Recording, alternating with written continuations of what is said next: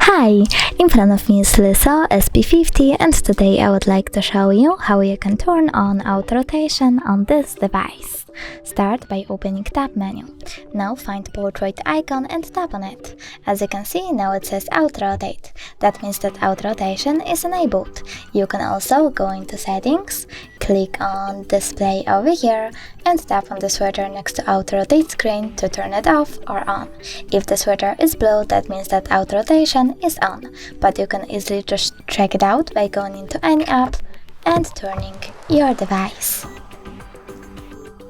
Thanks so much for watching. If you enjoyed this video, don't forget to leave a like, comment and subscribe.